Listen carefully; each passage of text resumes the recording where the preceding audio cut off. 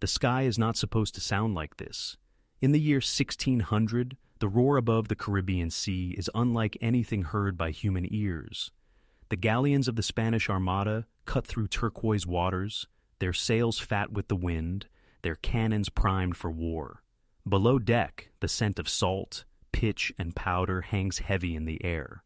Above, gulls cry, and then it comes. A piercing scream, not of man, beast, or cannon, but a metallic howl tearing the heavens apart. Shadows race across the decks as something impossible slices through the clouds. A sleek, predatory shape, steel glinting in the sunlight. The F-16 Falcon dives. Engines thunder like an angry god. The wooden decks vibrate under an invisible hand. Men drop their muskets, shielding their faces from the blast of air and heat. The general, a veteran of countless sea battles, stares upward, his eyes wide, his lips moving in prayer, as if he is witnessing the wings of an angel, or the chariot of the devil himself. In seconds, the sky becomes fire. The roar drowns out the cries of the crew. The F-16 streaks past, and the once proud galleon is reduced to splinters and flame, the sea swallowing its broken bones. And as the smoke clears, a single thought grips the minds of every survivor, friend and foe alike. What if a nation possessed this power, centuries before its time? What if the United States had F-16 fighter jets in the year 1600? Close your eyes, feel the salt wind on your face, smell the gunpowder curling in the air. Hear the scream of the jet engine ripping across the centuries. You are there, in a world on the brink of being rewritten, a world where the balance of power is about to shatter. This is not the history you learned in school. This is history turned upside down, bent, twisted, and reborn into something unrecognizable. If you love exploring alternate histories, if you crave stories that make your pulse quicken and your mind race, join us. Hit that subscribe button and become part of our journey here on What If History, where every week we open the door to worlds that might have been. The year is 1600. The world is vast, wild, and dangerous, a patchwork of empires, kingdoms, and tribes, each with their own ambitions, fears, and gods. The oceans are highways of conquest. The land is divided not by invisible borders, but by mountains, rivers, and the reach of a ruler's hand. In the east, the Ming dynasty rules China with splendor and suspicion. Beijing's forbidden city glitters with gold and lacquer, its courtyards filled with the rustle of silk and the quiet plodding of courtiers. Beyond its walls, merchant junks carry porcelain, silk, and tea across the South China Sea, feeding the arteries of the first truly global trade. Far to the west, the Ottoman Empire stretches like a great shadow across the Middle East, North Africa, and into Europe. Its cities hum with the scent of spices, the call to prayer echoing from minarets, its armies feared from the Balkans to the Persian Gulf. The Sultan's court is a theater of power, every gesture steeped in centuries of tradition. Europe itself is a continent in restless motion. Spain stands tall as the richest empire the world has ever known, its galleons heavy with gold and silver ripped from the Americas. England, still an ambitious upstart under Queen Elizabeth's reign, just ended, now tests its strength against the waves and eyes distant lands with hungry curiosity. Portugal clings to its far-flung colonies, while France, fractured by religious wars, licks its wounds and waits for its moment. Across the Atlantic, the land that will one day be called the United States is a very different place.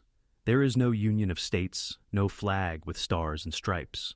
Instead, there are nations within the land, great indigenous confederacies like the Iroquois in the Northeast, the Mississippian cultures along the river valleys, and countless tribes with their own languages, histories, and rivalries. Along the coasts, fragile European colonies cling to survival. Jamestown, still a few years away. Spanish forts dotting Florida. French explorers pushing down the St. Lawrence. War in 1600 is brutal, slow, and deeply personal. Soldiers fight with muskets, slow-loading, smoke-belching weapons, and pikes for when the enemy gets too close. Cannons hurl iron balls from stone fortresses or from the decks of wooden ships. Battle is a chaos of drumbeats, shouted orders, and the acrid fog of black powder.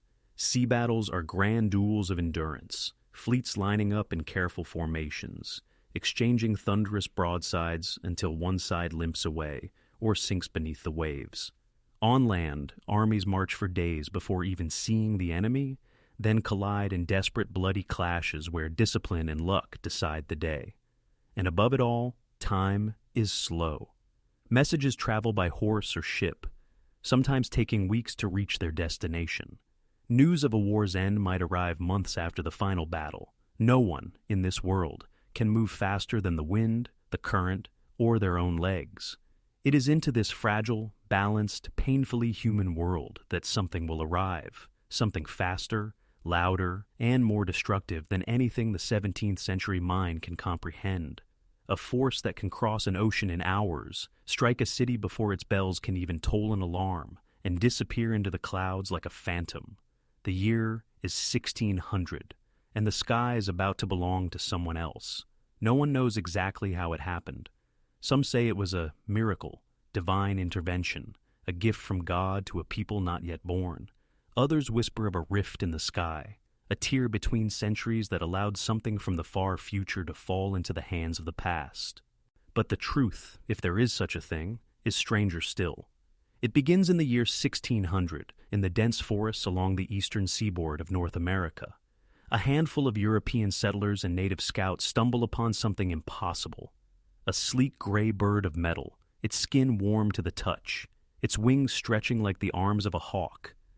The strange craft is silent, its cockpit sealed, its purpose unknown, until the day it wakes. With it comes a man, or perhaps the legend of a man. No one knows his name, but he is trained, disciplined, and speaks of a land called the United States, a name no one has heard before. His uniform bears patches and insignia that mean nothing to the people of 1600, but his eyes carry the weight of a soldier who has seen wars beyond imagination.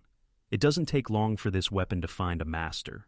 In the chaos of colonial rivalries, the mysterious pilot offers his allegiance, not to the kings of Europe, but to a vision of an America that will rise centuries ahead of schedule.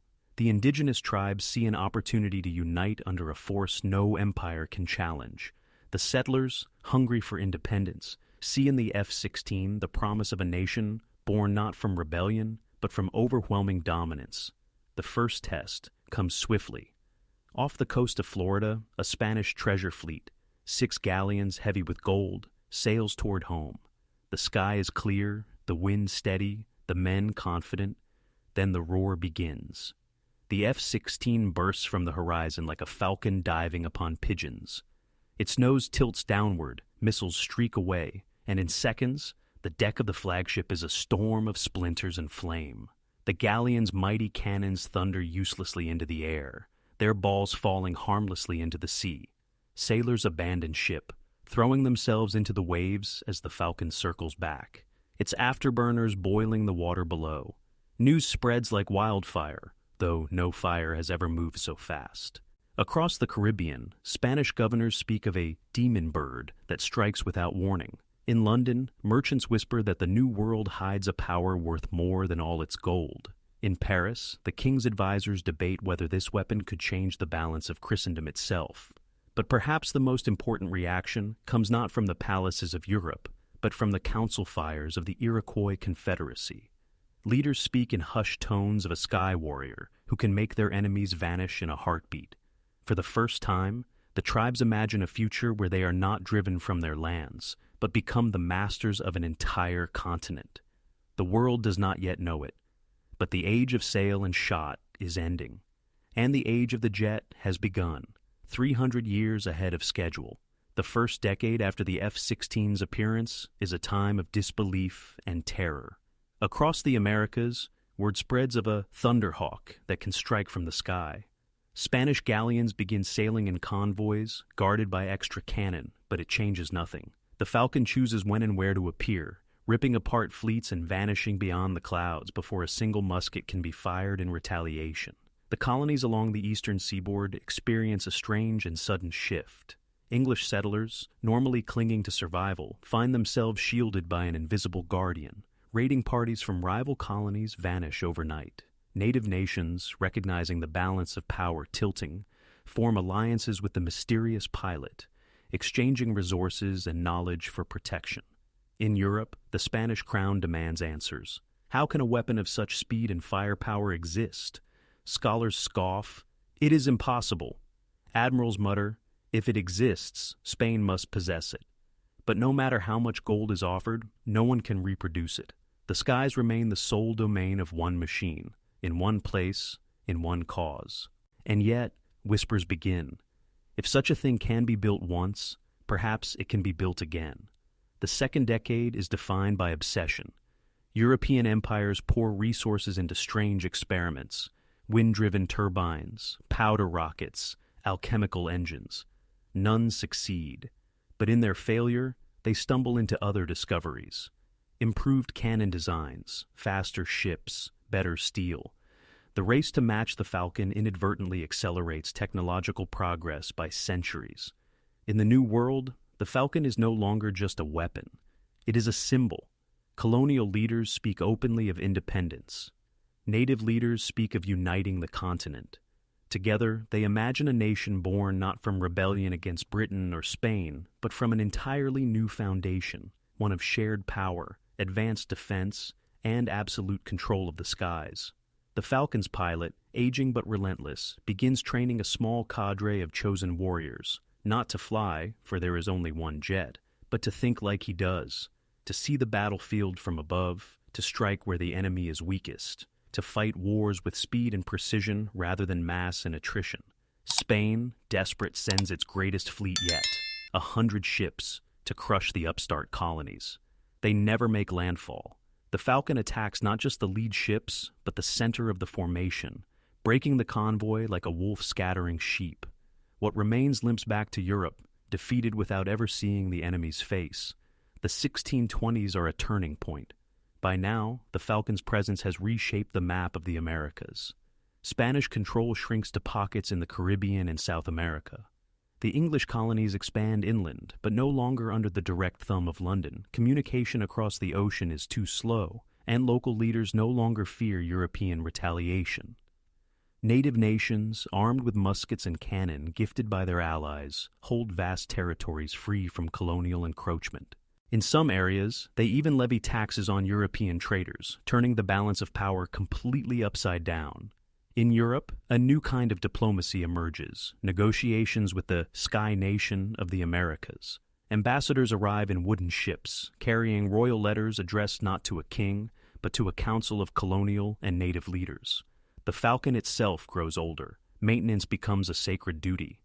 The pilot guards his knowledge fiercely, teaching only what will keep the jet alive. No one dares risk it in minor skirmishes. It is reserved for decisive strikes, the sword that ends wars before they begin. By the 1630s, the rest of the world begins to adapt. The Ming dynasty sends envoys across the Pacific, offering silk, tea, and gunpowder secrets in exchange for an alliance. The Ottoman Sultan dispatches spies to uncover the Falcon's mysteries. In Africa, coastal kingdoms use trade with the Sky Nation to strengthen their own defenses against encroaching European slavers. But alliances are fragile. The Falcon's dominance breeds fear. European powers that once fought each other now begin whispering of cooperation. An uneasy coalition with a single goal, to destroy the Falcon before it cements an unbreakable empire in the New World. In 1638, the largest invasion fleet ever assembled leaves Lisbon, London, and Cadiz together. Over 200 ships sail for the east coast of North America. The Falcon meets them 3 days from shore. It is a slaughter. Missiles tear through flagships, strafing runs, shred sails and rigging. And the psychological blow is worse than the physical damage. Survivors tell tales of a god of fire that cannot be touched. The coalition collapses, its fleets retreating in disgrace. The 1640s see the Americas transformed. Colonial cities swell with wealth, no longer shipping their riches across the ocean, but investing them in local industries. Education flourishes. Engineers and blacksmiths work side by side to replicate even fragments of the Falcon's technology. Native artisans incorporate new metals and techniques into weapons and tools, blending future and tradition. The rest of the world teeters. Spain is a shadow of its former self. England turns inward, racked by civil war. France, seeing opportunity, strikes alliances with the Sky Nation, hoping to be spared its wrath. The Ottomans and Ming, wary but respectful, choose diplomacy over confrontation. The Falcon, still unmatched, flies fewer missions now. Each appearance is legendary, a festival of fear for its enemies, of celebration for its allies. Children in the Americas grow up believing the sky belongs to them, and perhaps, for now, it does. In our real history, the 17th century was a chessboard of competing empires, each move slow, calculated, and often measured in years. But in this altered world, the F-16 shatters the board entirely. America, still young, still unformed, rises not through gradual rebellion, but through instantaneous deterrence. It is no longer a colony dreaming of independence centuries later. It is a sovereign power from the start, one no king or emperor dares provoke. The indigenous nations, instead of being driven westward, stand as equal architects of this Sky Nation, their territories protected not by treaties that can be broken, but by the thunder of a jet overhead. The old colonial model, conquer, occupy, extract, simply doesn't work when a single aircraft can destroy fleets before they reach shore. Europe's empires turn inward, consolidating what they can hold, rather than chasing the mirage of overseas expansion. The balance of power becomes bipolar, the Sky Nation in the Americas, and a loose coalition of Eurasian powers wary of its reach. Wars still happen, but they are fought on the periphery, in proxy territories, never directly against the Falcon. The presence of the F-16 in 1600 acts as a lodestar for invention. Every craftsman, alchemist, and engineer who hears of it becomes obsessed. The idea that man can master the sky drives advances in metallurgy, chemistry, and mechanics centuries early. By the late 17th century in this timeline, the wheel-lock pistol, rifled muskets, and hot air balloons are all common decades before they appear in our history. Ship design incorporates sleeker hulls and primitive steam-driven paddles, still far from jets, but unmistakably inspired by them. And yet, the Falcon remains alone. The knowledge to replicate a turbine engine or a radar system lies far beyond the science of the day. Even if the pilot teaches basic principles, the infrastructure, precision machining, refined fuels, microelectronics, does not exist. The Falcon is a bridge to the future, but it is not a blueprint anyone can follow completely. This paradox shapes the century. The world races ahead, but still runs up against walls it cannot climb. And every time an enemy fleet is destroyed, the lesson is reinforced. You can build faster ships, better guns, but there is only one master of the sky. In our timeline, the Americas were a frontier of survival, where disease, scarcity, and political neglect defined life. In this altered history, confidence replaces fear. Colonists and indigenous allies live with a sense of untouchability. Farmers work their fields without fear of sudden raids. Traders move goods inland without the constant threat of ambush. Cities grow faster, richer. Art changes too. In Europe, paintings and woodcuts depict the Falcon in tones of awe and dread, often as a divine omen. In the Americas, storytellers weave it into legend, part machine, part spirit guardian, protector of the land. Children build toys shaped like it. Songs are sung about its victories. Religion grapples with its existence. Some preachers call it a sign of the end times, a divine hammer given to smite the wicked. Others see it as proof that mankind's destiny is to rise above the earth, literally. Culturally, a shared identity begins to form earlier than in our reality. The Sky Nation is neither purely European nor purely indigenous. It is a hybrid civilization, bonded by the belief that their future belongs in the clouds. The global map, by the early 1700s in this timeline, looks nothing like ours. There is no sprawling British Empire, no Spanish monopoly over Latin America. Africa's coastal kingdoms maintain far more autonomy, leveraging trade with the Sky Nation to resist European encroachment. The Ming dynasty remains stable longer, using American alliances to secure its maritime dominance. But with this stability comes a strange new danger: stagnation. Without the constant pressure of great power wars to drive industrialization, Eurasia develops more slowly. The Sky Nation's dominance makes global conflict unthinkable, And while peace is a gift, it also lulls the world into complacency. This changes only when whispers emerge of other strange sightings in the sky. Crafts not like the Falcon, but faster than any balloon or bird. Whether these are experiments or the arrival of other future-born machines, no one knows. But the monopoly of the Falcon will not last forever. And here is the heart of it. Should one nation, especially one born so suddenly, hold such power alone? The Falcon is not merely a weapon. It is an equalizer, a god in the sky.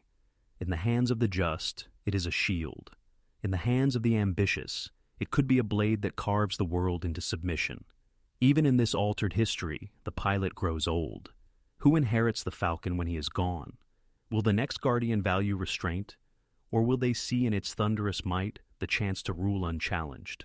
History, whether real or imagined, teaches us the same truth. Power without checks eventually bends toward corruption. The Falcon may have spared the Americas from conquest, but it has also placed the fate of the entire world in the hands of a single machine, and the human will behind it. The sun sinks low over the Atlantic. The sea glitters in molten gold, but beneath its beauty lies the graveyard of 1,000 ships, Spanish, English, French, each shattered by a roar from the sky. On the shoreline, children play in the sand, chasing the shadow of the Falcon as it circles above. For them, the jet is not a miracle or a weapon. It is simply there, like the moon or the mountains, part of the natural order of the world. They have never known a time when the skies belonged to anyone else. And yet, the Falcon is not eternal. Its fuselage bears the scars of decades, burned paint, patched panels, metal that once gleamed now dulled by sun and salt.